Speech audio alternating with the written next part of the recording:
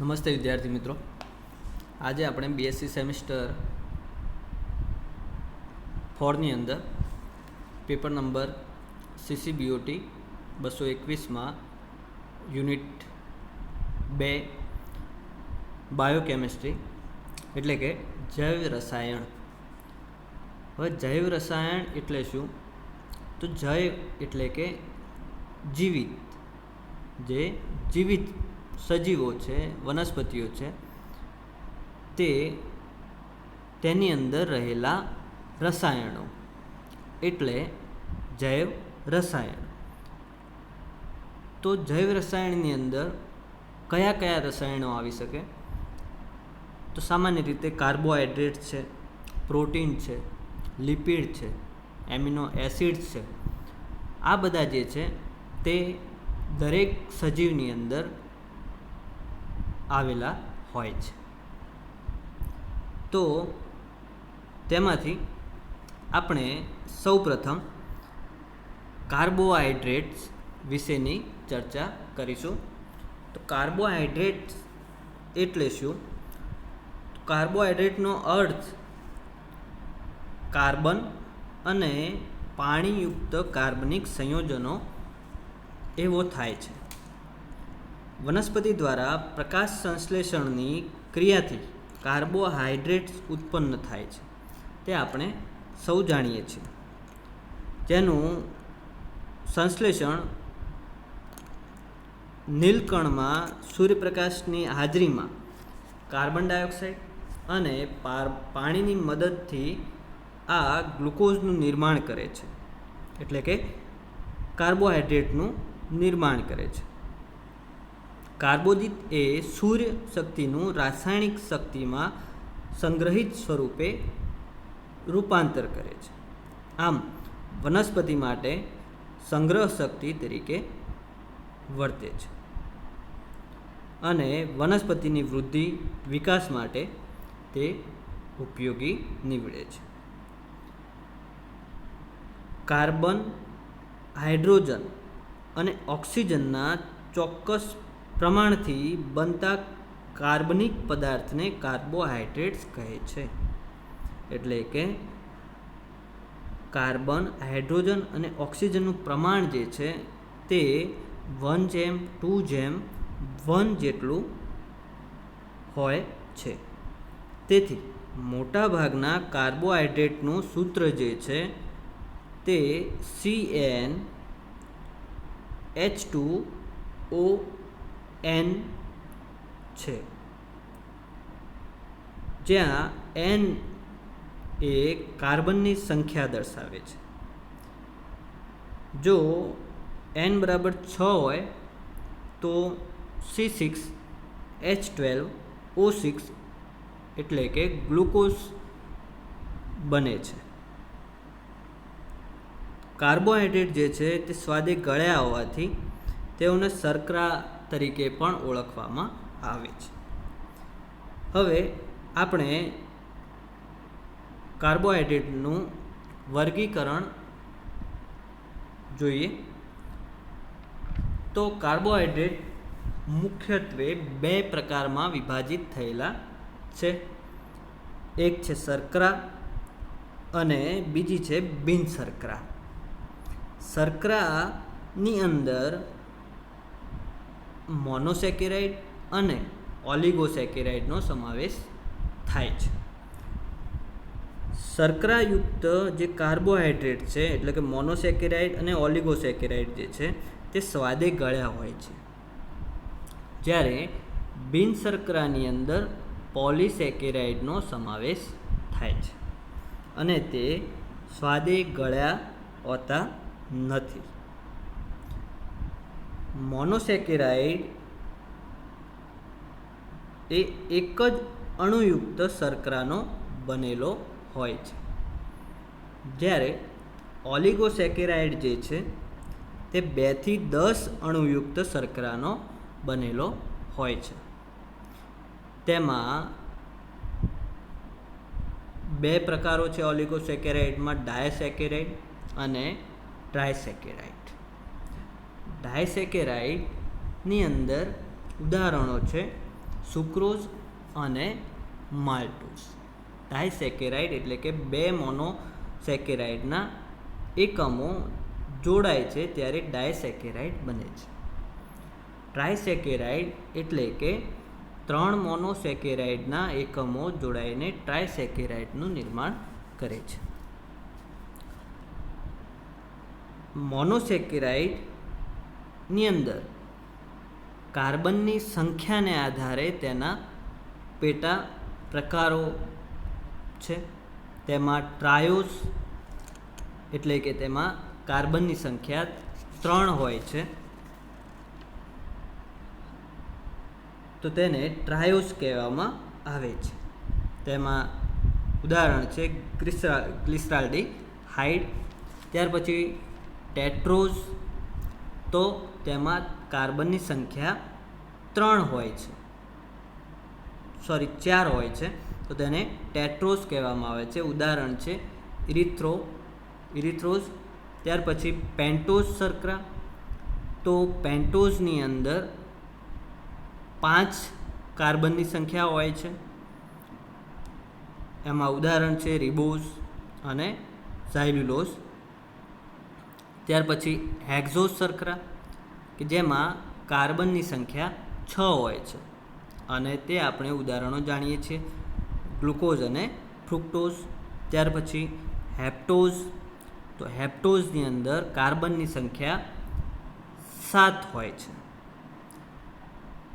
તેમાં ઉદાહરણ છે સેડોહેપ્ટોલોઝ અને ગ્લુકોહેપ્ટોઝ. તે જ રીતે ઓક્ટોઝ જે હોય છે મોનોસેકેરાઇડ, તેમાં 8 કાર્બનની સંખ્યા ધરાવે છે. નેનોઝની અંદર 9 કાર્બન્સની સંખ્યા ધરાવે છે, અને ડેકોઝની અંદર 10 કાર્બન સંખ્યા ધરાવતી શર્કરા હોય છે. આ બધા પેટા પ્રકારો જે છે તે કાર્બનની સંખ્યાને આધારે તેનું વર્ગીકરણ થયેલું છે.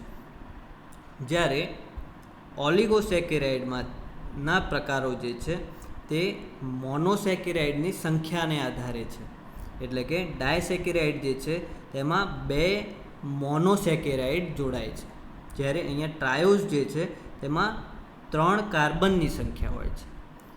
એટલે કે છે એક જ મોનોસેકેરાઇડ, પણ તેની અંદર કાર્બનની સંખ્યા જે છે તે 3ની સંખ્યામાં છે.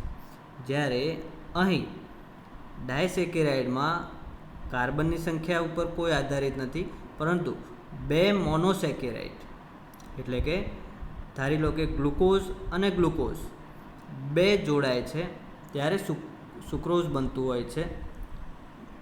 તો તે રીતે ડાયસેકેરાઇડ બને છે. તે જ રીતે ટ્રાયસેકેરાઇડ એટલે કે 3 મોનોસેકેરાઇડના એકમો જોડાઈને ટ્રાયસેકેરાઇડ બનતું હોય છે. હવે પોલિસેકેરાઇડ, તો પોલિસેકેરાઇડ એટલે કે 10 કરતાં વધુ મોનોસેકેરાઇડના એકમો જોડાઈને પોલિસેકેરાઇડનું નિર્માણ કરે છે. પોલિસેકેરાઇડમાં 2 પ્રકાર છે, સમ પોલિસેકેરાઇડ અને વિષમ પોલિસેકેરાઇડ. તો સમ પોલિસેકેરાઇડ એટલે કે એક જ પ્રકારના ઘણા બધા મોનોસેકેરાઇડ ભેગા થઈને જે પોલિસેકેરાઇડ બનાવતા હોય તેને સમ પોલિસેકેરાઇડ કહેવામાં આવે છે. જ્યારે વિષમ પોલિસેકેરાઇડ જે છે તેમાં જુદા જુદા પ્રકારના મોનોસેકેરાઇડ એકબીજા સાથે જોડાઈને જે પોલિસેકેરાઇડ બનાવે છે તેને વિષમ પોલિસેકેરાઇડ કહેવામાં આવે છે. તેમાં ઉદાહરણ છે હેમિસેલ્યુલોઝ, ગ્લાયકોપ્રોટીન વગેરે. જ્યારે સમ પોલિસેકેરાઇડમાં છે ઉદાહરણ છે સ્ટાર્ચ, કે જે એક જ પ્રકારના મોનોસેકેરાઇડથી બનતો પોલિસેકેરાઇડ છે.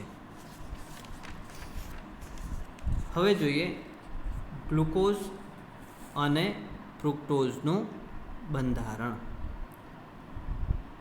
તો ગ્લુકોઝની અંદર 6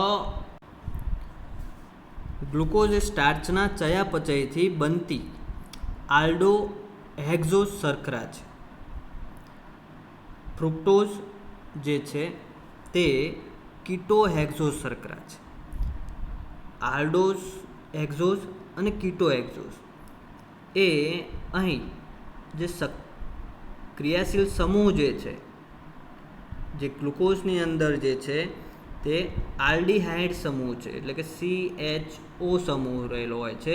જ્યારે ફ્રુક્ટોઝની અંદર જે છે તે અહીં કીટોન રહેલું હોય છે, એટલા માટે તેને કીટોહેક્ઝોઝ કહેવામાં આવે છે. શર્કરાના બંધારણમાં કાર્બનની એક બાજુએ H અને બીજી બાજુએ OH આવેલા હોય છે, જે આપણે અહીં તેના સ્ટ્રક્ચરમાં જોઈ શકીએ છીએ કે શર્કરાનું જે બંધારણ જે છે તેમાં એક બાજુએ H અને બીજી બાજુએ OH સમૂહ આવેલો હોય છે. તેમાં જે ત્રીજા નંબરનો જે કાર્બન જે છે તે સિવાયના બાકીના કાર્બન પર OH સમૂહો જમણી બાજુએ આવેલા હોય તો તેને ડી અથવા તો પ્લસ ચિહ્ન દ્વારા દર્શાવવામાં આવે છે. અહીં જે આ ત્રીજા નંબરનો પહેલો કાર્બન, ત્યાર પછી અહીં બીજો કાર્બન અને અહીં ત્રીજા નંબરનો કાર્બન.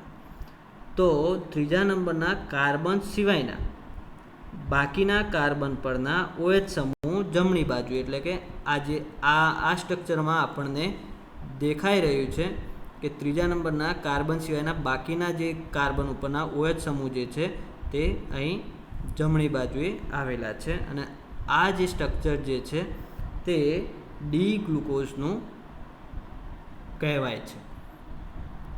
અને જો ત્રીજા નંબરના કાર્બન સિવાયના કાર્બન પરના OH સમૂહ ડાબી બાજુએ આવેલા હોય તો તેને L અથવા તો લીવો રોટેટરી ચિહ્ન દ્વારા દર્શાવવામાં આવે છે. અહીં મિરર ઇમેજ જે પેદા થાય છે, એટલે કે અહીં જે OH જે છે ત્રીજા નંબરના કાર્બન સિવાયના તે ડાબી બાજુએ હોય અને H જે છે તે જમણી બાજુએ હોય તો તેને L ગ્લુકોઝ કહેવામાં આવે છે. ત્યાર પછી ગ્લુકોઝના ચક્રીય બંધારણમાં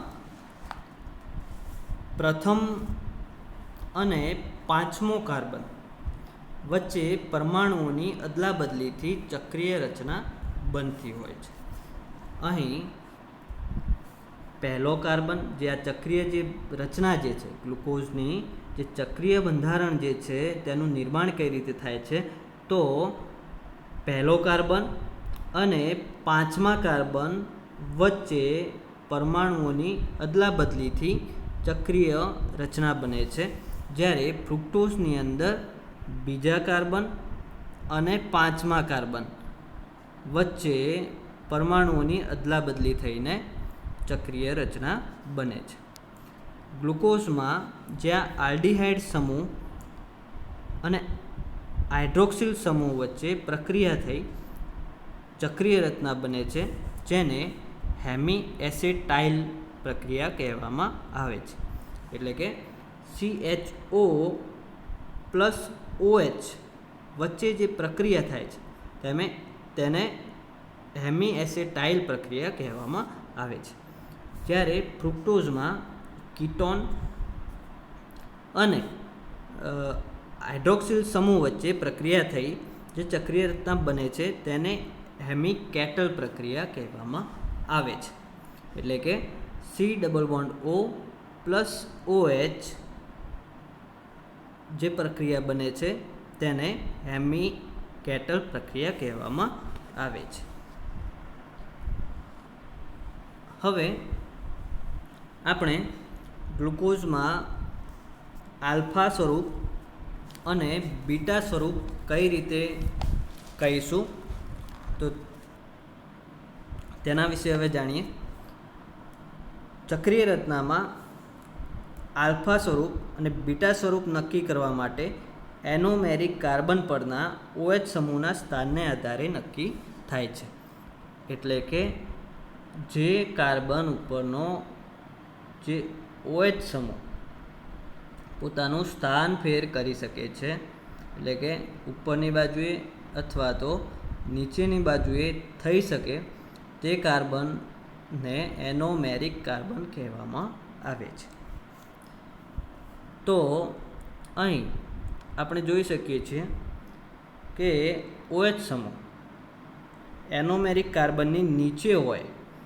અહીં આપણે જોઈ શકીએ છીએ કે પહેલા નંબરના કાર્બન ઉપર OH સમૂહ જે છે તે કાર્બનની નીચે હોય તો તેને આલ્ફા સ્વરૂપ કહેવામાં આવે છે.